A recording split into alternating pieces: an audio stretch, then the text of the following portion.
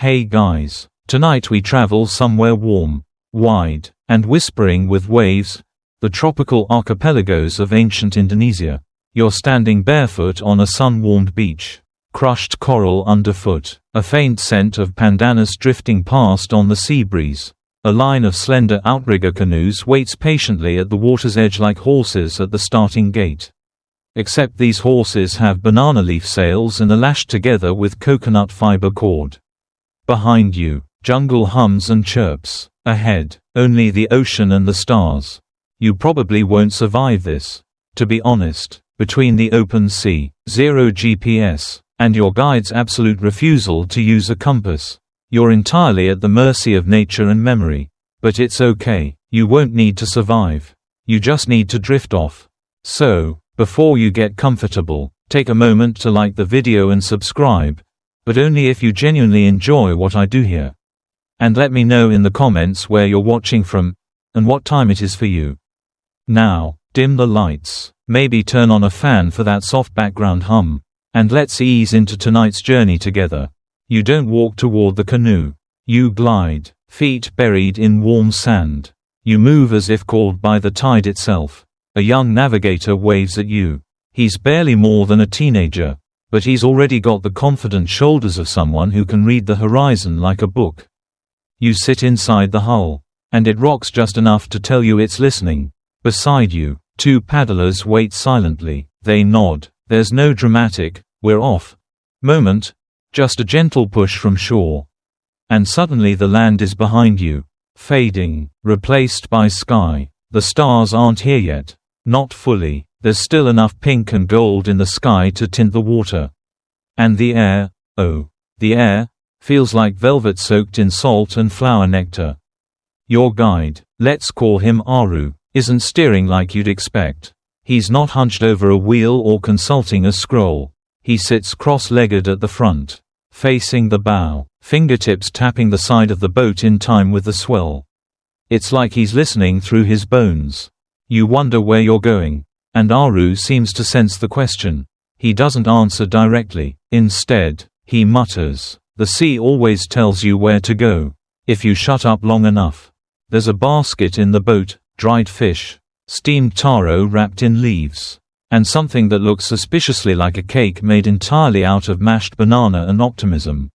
No forks. Obviously, you eat with your fingers. And the sea doesn't judge. As night thickens, a second world begins to rise overhead. The stars shimmer into place one by one. But not randomly. Oh no. Aru points and murmurs names. Not Greek ones like Orion or Cassiopeia.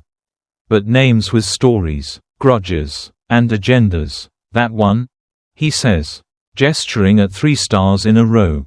"That's the jealous wife. She always rises crooked because she's looking for her husband's mistress." You're not sure if he's kidding, but you kind of hope not. The canoe rocks, rhythmic and reassuring. You feel the waves shift, long, slow pulses that roll beneath you like the breath of something ancient. This isn't chaos, it's choreography, and you're beginning to realize that Aru isn't navigating by sight at all. He's navigating by feel. You glance overboard and see reflections, the moon, stars, and what looks like a trail of glowing plankton. It's not just pretty, it's useful. Ancient Indonesian navigators could read bioluminescence to track schools of fish or even the wake of another canoe that passed hours earlier. As Aru hums, his tune echoes off the ocean like it's bouncing off an invisible wall. The paddlers still haven't spoken, but you notice their rhythm syncs to Aru's voice. It's all connected: sound, stars, sea. Somewhere out there is another island. You can't see it, neither can Aru, but he knows it's there. And you believe him. You don't really have a choice. Modern scholars still debate how these ancient sailors achieved such accuracy without instruments. Some argue it's impossible, others suggest training began in early childhood, imprinting spatial memory with story, sound, and constant repetition. It's a bit like learning to walk a tightrope blindfolded, over water, with sharks, and no tightrope. There's a breeze now, faint but steady. It smells like seaweed and something faintly sweet, maybe mango trees from a distant coast. Or maybe it's just the scent of your own wishful thinking. Historians still argue whether scent was an actual navigation tool or a poetic exaggeration. But tonight, your nose says, yes. The moon slips out from behind a cloud. Its silver glow touches the water like a blessing. And then you hear it, a low, slow whistle. One of the paddlers joins in. It's not a song exactly, it's a signal. Maybe for fish, maybe for spirits, maybe both. The canoe cuts smoothly through the waves, barely making a splash. You feel like you're flying just inches above the surface. There's a peace here that modern boats can't provide. No engine, no metal, just wood, water, wind, and memory. Your eyelids grow heavy, not because you're bored, but because your body is sinking to the rhythm. Rock, sway, hum, breathe. Time doesn't mean anything out here. Only motion does. You try to ask Aru how much farther. He smiles but doesn't answer. Instead, he offers you a sliver of roasted yam. It tastes earthy, grounding, perfect. You lean back, head resting on a coil of rope made from dried banana leaf. The stars overhead pulse, gentle and infinite. The paddles continue their soft splash. Perfectly timed, like a lullaby played on water. As sleep edges closer, you realize something strange. You're no longer worried about the destination. The journey is the point. The canoe isn't just moving, it's cradling you. Your last waking thought before drifting off into the rhythm of sea and sky is this: if you ever come back, you'll never ask for a map again. You'll just listen. You wake with a shiver, not from cold, but from silence. The paddles have stopped. The hum is gone. Even Aru's soft murmurs have ceased. Above you, the stars now burn sharper, their patterns more deliberate, as if they've rearranged themselves while you slept. You're floating, not metaphorically. The canoe has halted, drifting gently in the open sea, surrounded by nothing but night. You sit up slowly, trying not to disturb the delicate hush. Aru gestures to the water beside you. There, floating on the surface like a strange jellyfish or a crumpled, sacred offering, is a mat. It's made of palm fronds and tiny shells, woven in a geometric grid, crooked lines, odd protrusions, and smooth curves that almost seem to shimmer in the moonlight. You lean closer. It's not a decoration, it's a map. Shell maps, not the kind you fold up and shove in a glove box, but a living memory tool, built by hand and passed down like a family secret. In places like the Marshall Islands, these stick charts were sacred objects. And though the technique drifted across cultures, the principle was similar here in ancient Indonesia. Shells mark islands. The curved sticks denote swell patterns, and each knot or twist holds the story of a voyage. Aru doesn't touch it, neither do the paddlers. You notice they're all staring, reverent, quiet. The map isn't for directions.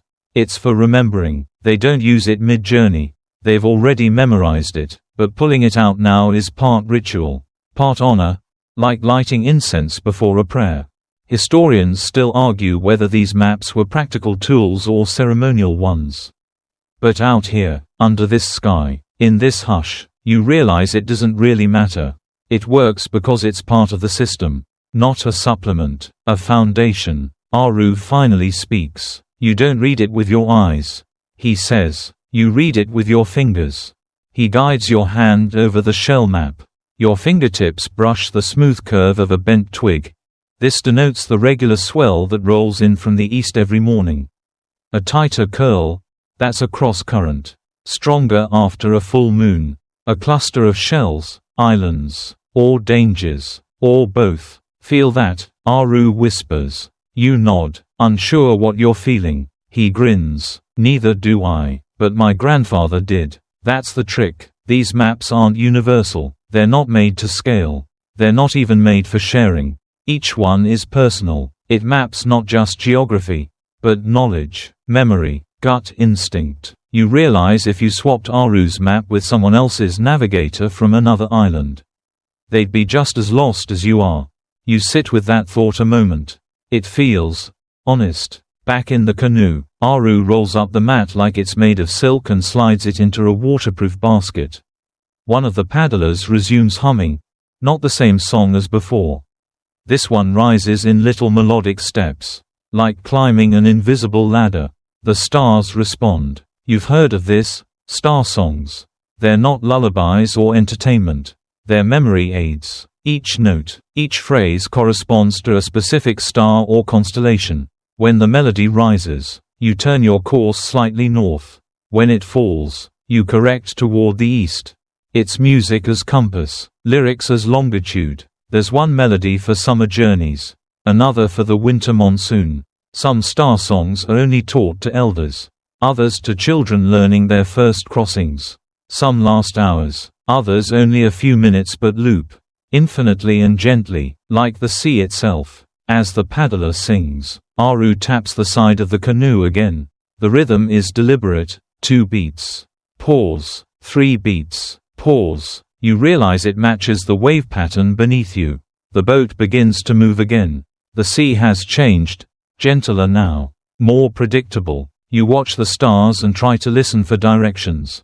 Your modern brain protests. Surely there's no way to convert melody into a navigational coordinate, but then again, this system has worked for thousands of years. And your GPS couldn't find the coconut you dropped yesterday. There's a quirky local legend Aru shares between bites of dried fish. According to his grandmother, a young navigator once got lost mid-journey after forgetting a verse of the star song. He tried to improvise a tune, only to find himself circling the same reef for 3 nights while sea spirits laughed at him. The punchline: he accidentally discovered a new island. Got a wife out of it.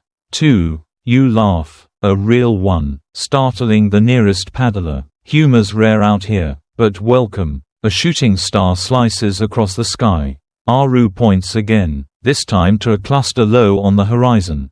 There's your guide, he says. Follow that. And the sea becomes a road.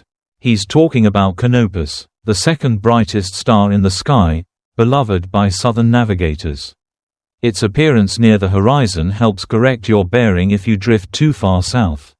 Most travelers from the ancient Indonesian world depended on its reappearance after the rainy season.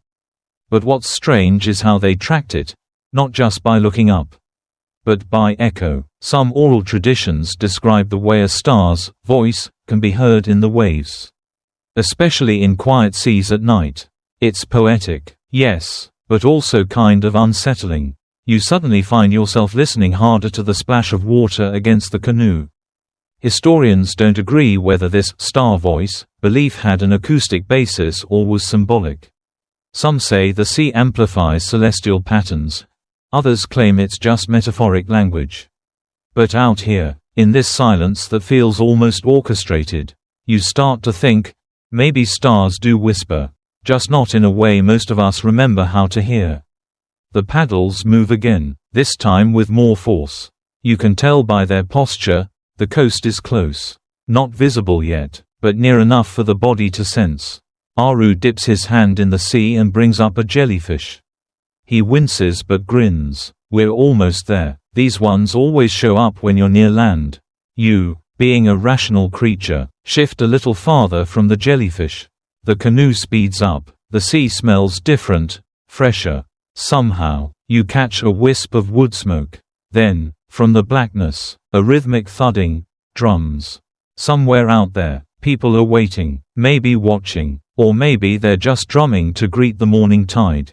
You can't be sure. You're still surrounded by darkness, but it no longer feels empty. The stars overhead, the swells beneath, the map etched into memory, and the melody in your head, all of it becomes your compass now. And slowly, as dawn begins to trace the sky in pale blue brushstrokes, the silhouette of an island emerges, jagged, unfamiliar, but promising. Aru doesn't cheer, he just nods, almost solemnly. For him, this arrival is just another page in a long, unending story. And for you, it's a reminder. The world once moved by rhythm, by story, by stars, and somehow, without machines or motors, people always found their way home. The island greets you like a ghost at first, gray, formless, hovering on the edge of sight. But as the sun climbs, its features sharpen, cliffs embroidered with jungle, beaches the color of milled rice, and a dense silence broken only by the shush of your canoe nudging onto wet sand. Your feet hit the shore and sink. Not dramatically, no quicksand drama today, but enough to remind you that land has a different memory than sea. It clutches you, makes you slow down, and after hours of rhythmic paddling, standing still suddenly feels like a betrayal of movement. Aru hops out beside you, slaps your shoulder. You didn't throw up, that's a good omen. High praise. He leads you into the trees, where the canopy swallows the sky, and the air changes from salt to spice, nutmeg, turmeric, maybe even cloves. You're not hallucinating, these are the legendary Spice Islands. After all, centuries before European maps even whispered of Indonesia, these islands shaped empires with their scent. And all this was navigated with songs and shells. You pass low huts with thatched roofs. Smoke curls up through carefully cut vents. A few children dart past, laughing. No one seems surprised to see a travel-weary canoe crew emerging from the jungle. This is not a rare arrival. You realize, this voyage is ancient. Repeated. Expected. Aru nods toward a tall, smooth stone set upright in the clearing. Not a grave, not quite a shrine, more like a memory marker. It's a navistone, what some call a root anchor. Think of it like the end of a thread. In certain island cultures, these stones are placed at key landings and marked with carvings of wavelines, animal spirits, or constellation patterns. Touch one, the story goes, and the path home becomes easier to remember. You do touch it. It's warm, whether from the sun or from centuries of hands. You're not sure, but the warmth feels old. There's a fringe belief, less mainstream. More, your cousin tells it at weddings after too much palm wine, that these stones hum at night. Not with sound, but with dreams, that if a voyager slept beside one, they'd wake with a new route imprinted in their mind.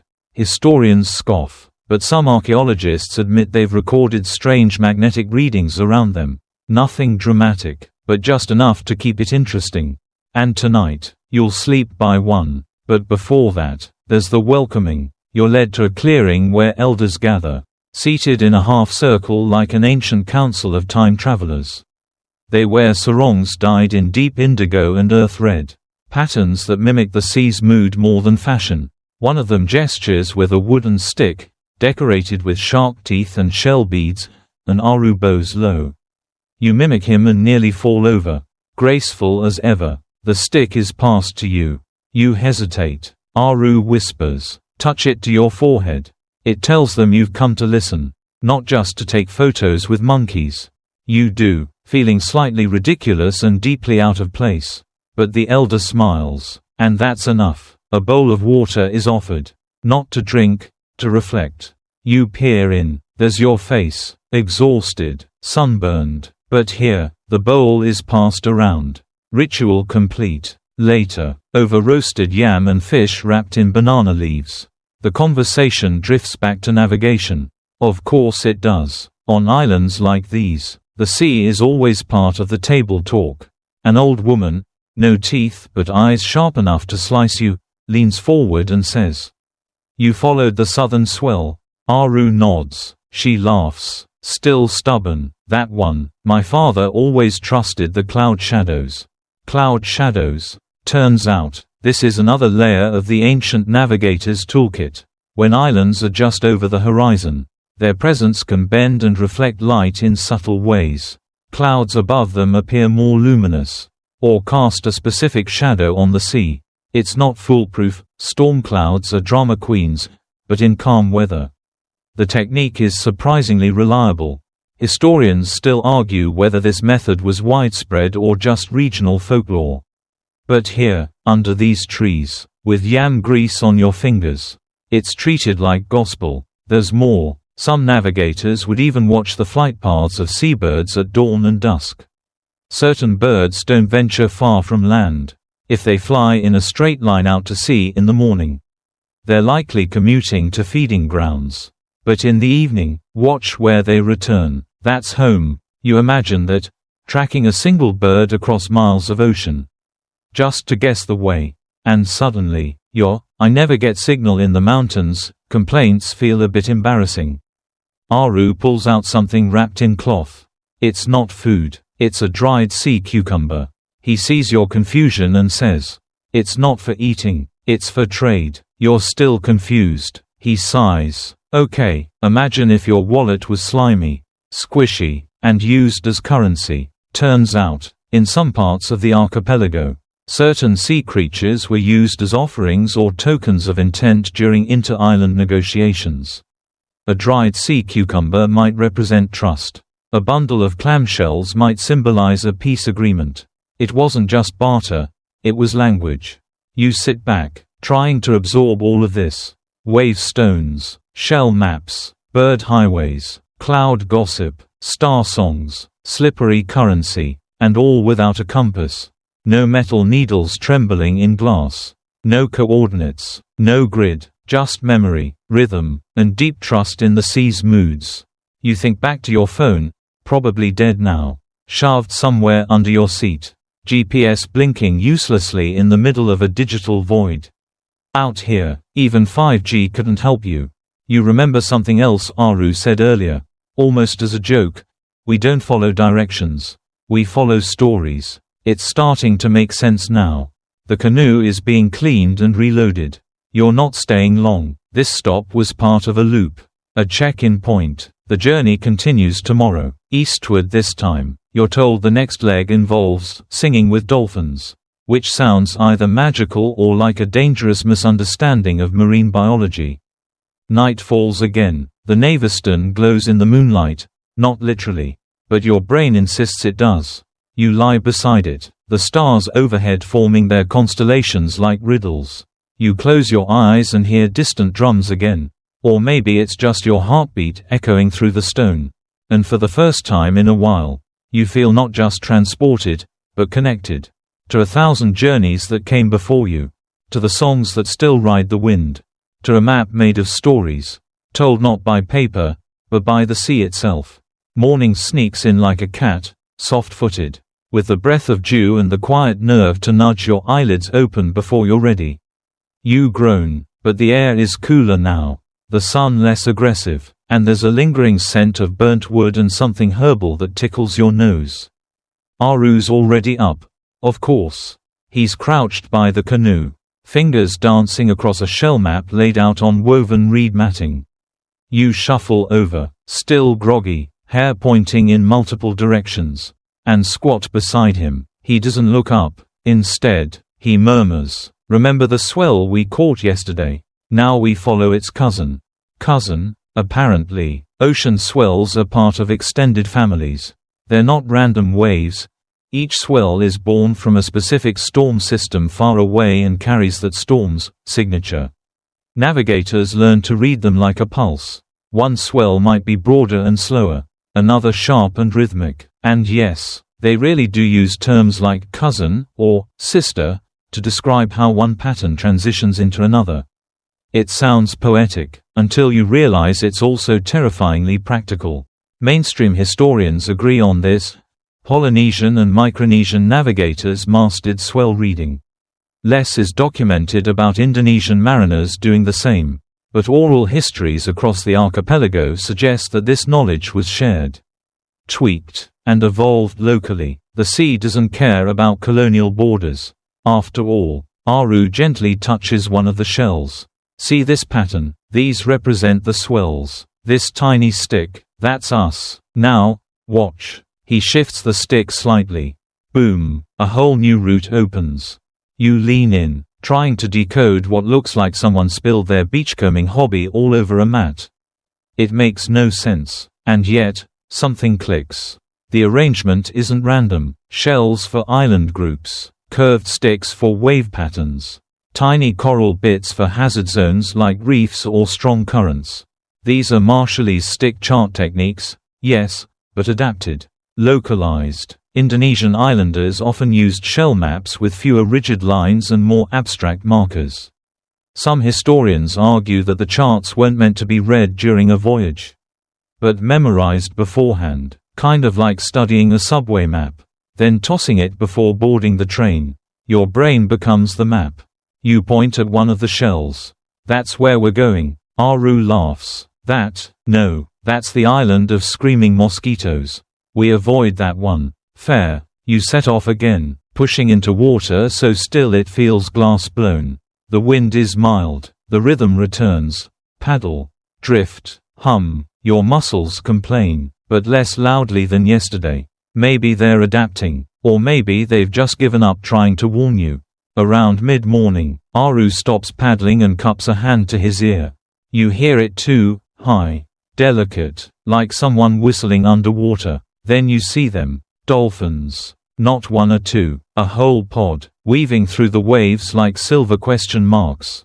They flank the canoe, their fins slicing through the surface in synchronized arcs. One leaps, a full spin, and crashes back with a splash that soaks your knees. The guides today, Aru says. The songs help. You blink. You sang to them. No, he says. But someone did. It takes a moment to grasp what he means. Star songs. You've heard of these already. Ancient chants passed down to encode roots and celestial cues. But in some regions of eastern Indonesia, there are also sea songs. Not sung to the stars, but to the ocean itself. Melodies that mimic dolphin clicks or whale moans. Sung softly at dawn or dusk. Thought to attract marine companions. Some navigators believed dolphins were guardians. Others thought they merely liked the music. Either way, the dolphins show up. Modern scholars are skeptical. Animal behavior experts suggest it's more likely that dolphins are just curious about repetitive sound patterns. But some marine biologists admit there's something strange. Dolphins do seem to follow boats with singing crews more often than silent ones.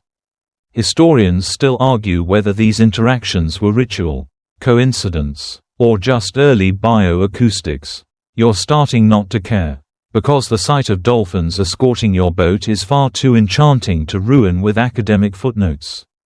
One of them lingers by the canoe. You reach out. It doesn't flinch. For a heartbeat, your fingers skim the slick, rubbery skin. Then it dips. Gone. Lucky touch, Aru says. For what? He just shrugs. Around midday, the sea shifts. The dolphins vanish as if they were never there. The clouds stiffen into columns. And then, there's the current. It's not visible, exactly, but the canoe starts to wobble, drawn subtly eastward, fighting an unseen tug. You're entering the Maluku Passage, a channel notorious for its fast-moving surface currents and sudden storms. You remember reading that Portuguese sailors, centuries ago, dreaded these waters, even as they chased the promise of cloves and nutmeg. Some even believed the currents were alive. Now you kind of get it. Aru is already adjusting the sail, a rectangle of bark cloth painted with spirals, and leaning his weight against the current's pull. You copy him, not entirely sure what you're doing. The canoe groans, not in protest, but in effort, and then, it slices through. Like butter. Smooth, fast, terrifying. You're moving now, not paddling, gliding, like the sea itself wants you gone from this place. Or maybe just impressed with your nerve. This, Aru tells you later, is where a lot of young navigators panic. The first time they enter the fast currents. They overcorrect, flip the boat, lose the route. It's not about resisting the current. He explains. It's about listening to it. Feeling when it wants to pull. And when it's just testing you. He taps his chest. You don't steer with your hands. You steer with your gut. Useful advice. Slightly horrifying. As evening approaches, the current lets go, like a hand unclenching, and you coast toward another island. Lower and flatter than the last. Smoke curls lazily from a distant fire. You're told this island is known for one thing: star singers. Not astronomers. Not priests. Just singers. People who know the names of constellations. Yes, but more than that, who know the songs that encode the sequence of stars as they rise and set across the sky. Songs that double as maps. Lyrics that whisper, when Orion's belt touches the sea, turn north, or follow the twin stars until the rooster cries. It sounds absurd until you hear one. That night, around a fire, an old man begins to sing. The language is ancient. You don't understand a word. But you follow the rise and fall. The strange melody that seems to point somewhere beyond the palm trees. Up into the ink-stained sky. His fingers draw invisible lines between stars as he sings.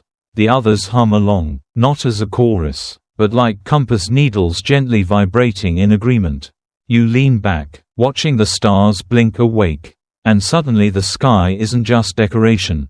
It's instruction. You think about how this system, songs, shells, waves, has no written form, no scrolls, no GPS. It's knowledge you carry in your body. Your breath becomes your compass. Your voice becomes your map.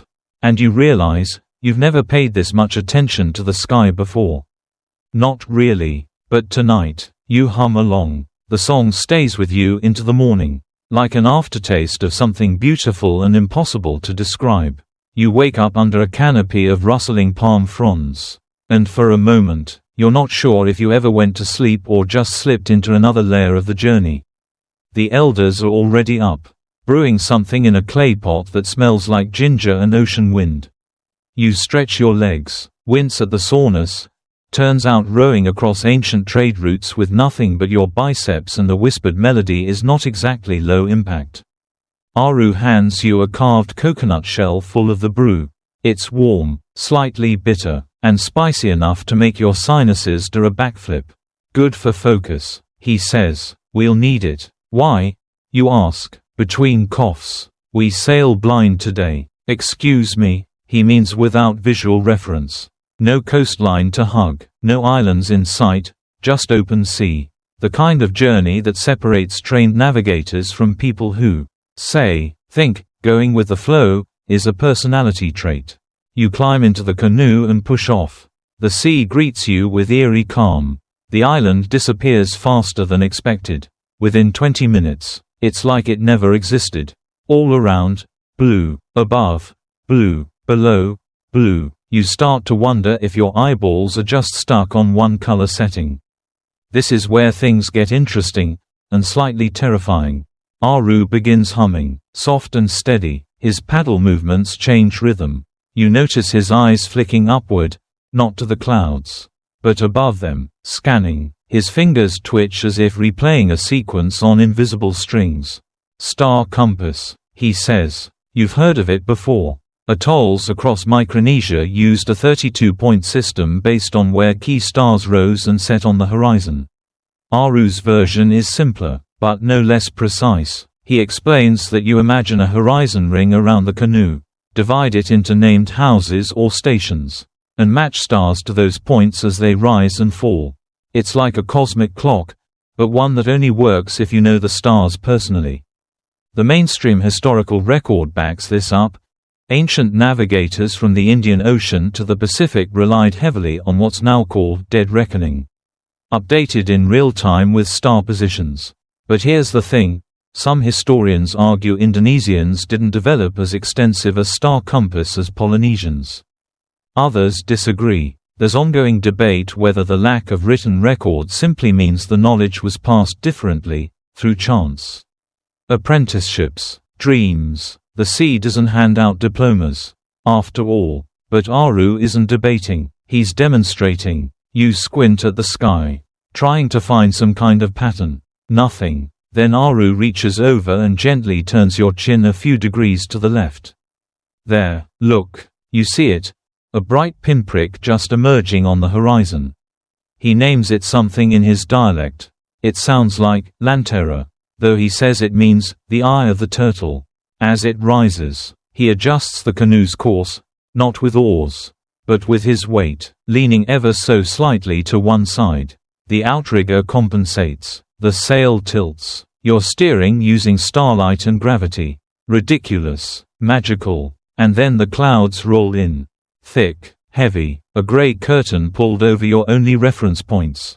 The stars vanish. The sea flattens. You're officially sailing blind. And Aru is smiling. He closes his eyes. Wait. What? You'll hear it before you feel it, he says. Now you're worried he's hallucinating. But then you hear it too. A gentle rhythm beneath the water. Not waves. Something deeper. A pulse. That's the undercurrent, he says, the southern one. If we follow it, we'll meet the next island just before sunset. This part veers deep into the fringe side of navigation. Some oral traditions speak of underwater rivers, paths that can be sensed, not seen. Modern oceanographers might call them thermohaline layers or subtle current differentials. But there's no consensus. In fact, historians still argue whether ancient sailors could reliably detect and follow these microcurrents. Some say it's impossible, others say, well, have you tried sailing blind with nothing but your kneecaps and intuition? Aru explains that seasoned navigators trained themselves to feel changes in the canoe's resistance, how it shifted across swells or dipped slightly on one side. It's not that they saw the current. They sensed its footprint. You try it. You close your eyes. You feel slightly seasick. Be patient, Aru says, tapping your shoulder. Hours pass. Clouds cling to the sky. The sea breathes slowly, like it's sleeping. You eat smoked fish with bare fingers. The boat creaks and rocks in a rhythm that starts to become familiar. And then, land. Not dramatic, not sudden, just a thin green line between cloud and sea. Aru doesn't even celebrate, he just nods. Undercurrent was gentle today, he says. You want to scream, or hug him, or both. As you approach, the shore glows with firelight. This island's name translates roughly to, the place where bones hum. You try not to ask why. You land, legs jelly soft, and are greeted by women in bright sarongs and elders holding carved drums. Their welcome is silent, but kind. One of them, a hunched man with eyes like sun-glassed obsidian, invites you to sit. Aru whispers, "This is where we learn rhythm." You thought rhythm meant paddling, or singing, but no, this is different. You sit cross-legged beside the elder. He hands you a hollowed-out drum. Then he starts tapping his slow, measured beats. It's hypnotic. You match him, but every few beats, he shifts the pattern, slightly off time, but still within flow. It's disorienting. Then you realize, he's mimicking ocean rhythms.